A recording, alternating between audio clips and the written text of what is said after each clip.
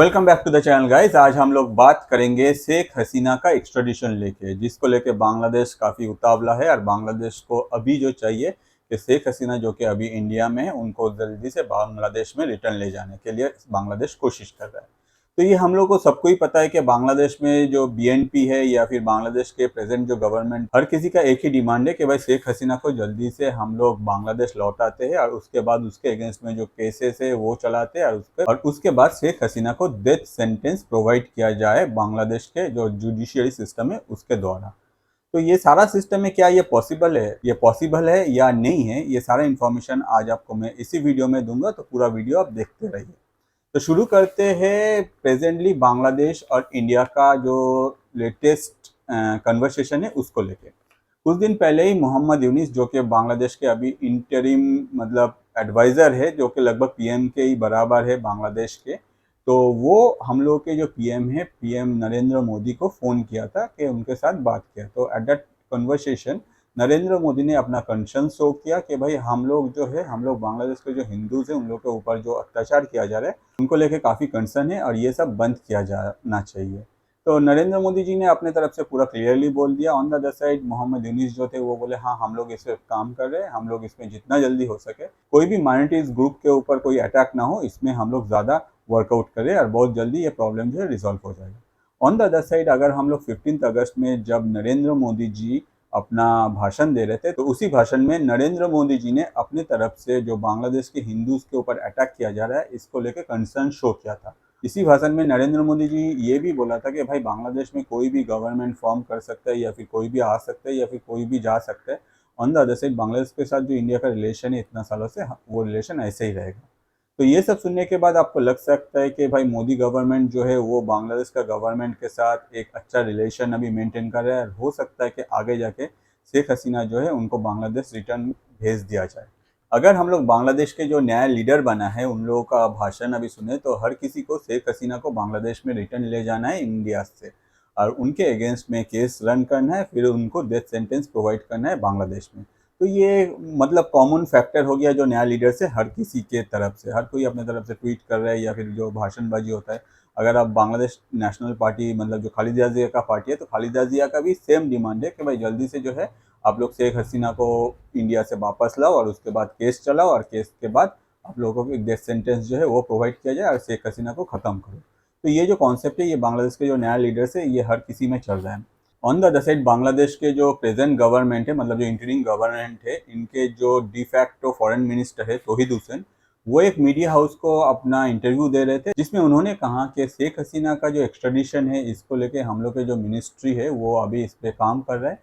और आगे हम लोग देखेंगे कि इसमें कितना जल्दी ये एग्जीक्यूट किया जाता है। मतलब बांग्लादेश का गवर्नमेंट अभी चाहता है कि आगे जाके शेख हसीना को वो लोग वापस लाए बांग्लादेश में और उसके बाद शेख हसीना के ऊपर जो केस फाइल है वो सारा केस लड़ा जाएगा। ज़्यादातर जो लीडर्स हैं उन लोगों का एक्सपेक्टेशन है कि शेख हसीना को डेथ सेंटेंस प्रोवाइड किया जाए, वो भी बांग्लादेश में। तौहीद हुसैन ने यही इंटरव्यू में अपने तरफ बोला कि ये जो सिचुएशन है ये इंडिया के लिए काफ़ी एम्ब्रेसिंग सिचुएशन होगा।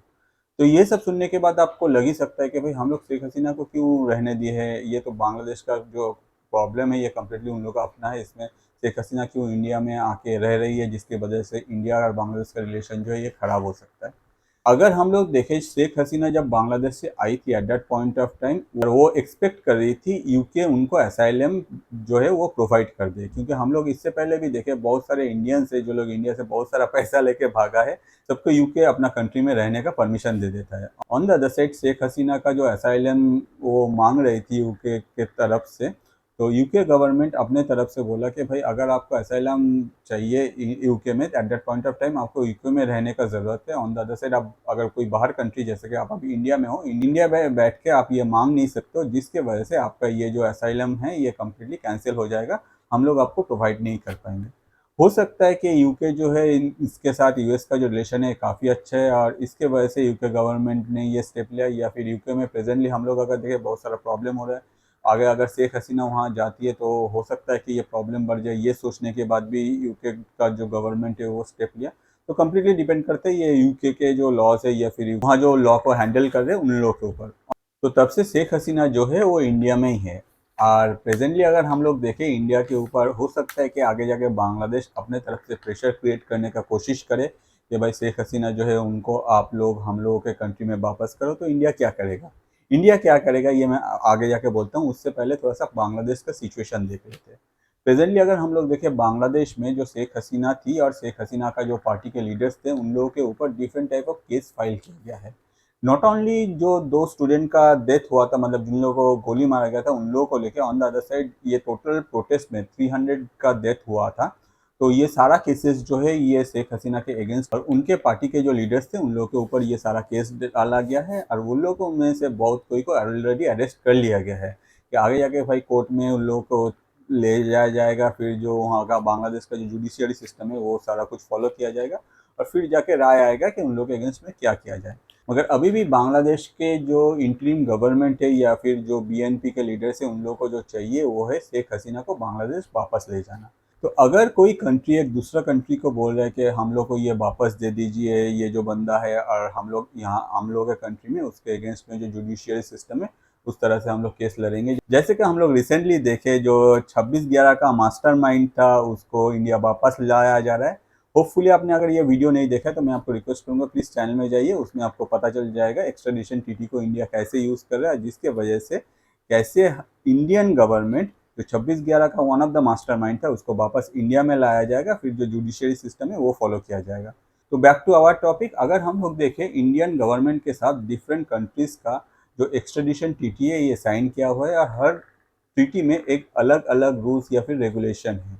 तो 2013 में इंडिया और बांग्लादेश के बीच में एक एक्स्ट्राडिशन टीटी साइन हुआ था, जिस टीटी में कहा गया था कि अगर कोई भी एक ऐसा मुजरिम है जिनको 1 साल से ज़्यादा सजा दिया जा रहा है at that point of time, अगर वो मुजरिम दूसरे कंट्री में आता है तो जो दूसरा कंट्री है वो उनको वापस ले जा सकता है। और ये जो प्रोसीड्योर है ये वेरी इजी है, मतलब ये बहुत क्लियर है। सोचिए कि अगर बांग्लादेश से कोई भी इंडिया में आके रहने लगे at that point of time, अगर बांग्लादेश गवर्नमेंट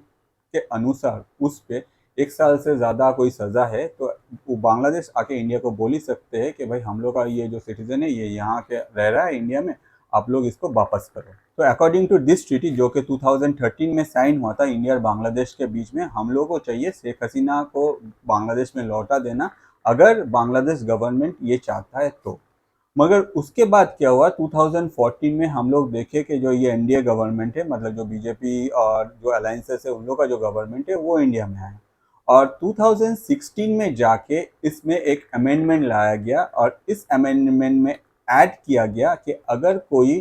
पॉलिटिकल प्रिजनर है या फिर अगर कोई असाइलम सीकर है at that point of time, उन लोगों के ऊपर ये जो ट्रीटी है ये काम नहीं करेगा। मतलब बांग्लादेश प्रेजेंटली इंडियन गवर्नमेंट को ये नहीं कह सकते कि आप शेख हसीना को हम लोग को वापस करो।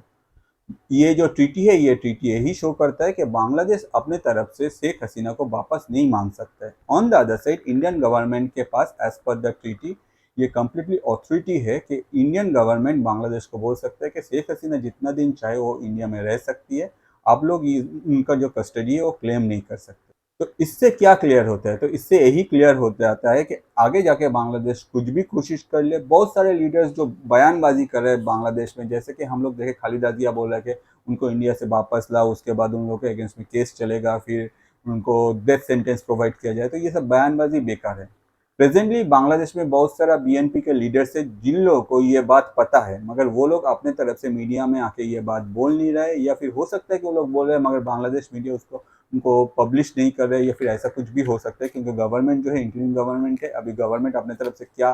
सोच रहा है या फिर क्या स्टेप ले रहे हैं वो कम्प्लीटली डिपेंड करता है उन लोगों का जो चॉइस है उनके ऊपर। ऑन द अदर साइड हम लोग अगर देखें क्लियरली इंडियन गवर्नमेंट ये डिनाई कर सकते हैं और शेख हसीना का जो कस्टडी है वो बांग्लादेश को इंडियन गवर्नमेंट अगर ना चाहे तो वो हैंड ओवर नहीं करेगा एज पर द ट्रीटी जो कि बहुत पहले ही ऑलरेडी साइन हो चुका है। तो होपफुली ये वीडियो आपको इंटरेस्टिंग लगा और अच्छा भी लगा। अगर आपको ऐसे और वीडियो देखना है तो मैं आपको रिक्वेस्ट करूंगा मेरा YouTube channel that is Atanu Paul ATANU space PAUL को जाकर सब्सक्राइब कीजिए, जहां बहुत सारे इंटरेस्टिंग वीडियोस आपको देखने को मिलेगा। जो वीडियो सबसे अच्छा लगता है आपके लाइफ के जो स्पेशल पर्सन है उनके साथ शेयर कीजिए, क्योंकि उससे क्या होता है आपका जो थॉट है कि आपको क्या देखना पसंद है, ऑन द अदर साइड उन लोगों का जो नॉलेज है वो भी बढ़ता है, साथ ही साथ आपका जो टेस्ट है उन तक पहुंचता है कि आपको क्या देखना अच्छा लगता है। और हम लोग जैसे जो क्रिएटर हैं, हम लोग का जो रोजी रोटी है वो चलता रहता है। एक रिक्वेस्ट है आपसे कि मैं हमेशा कोशिश करता हूँ 3 से 4 वीडियो पर डे देने के लिए, मगर कभी कभार होता है कि टाइम जो है आगे पीछे हो जाता है। तो जब भी आप चैनल को सब्सक्राइब करें, प्लीज़ जो बेल बटन है वो क्लिक कर दीजिए, क्योंकि उससे क्या होगा, आपके पास नोटिफिकेशन जाएगा और आप इंस्टेंटली वीडियो देख पाएंगे। आज इस वीडियो में इतना ही। नेक्स्ट वीडियो लेके मैं फिर से हाजिर हो जाऊंगा। Thank you.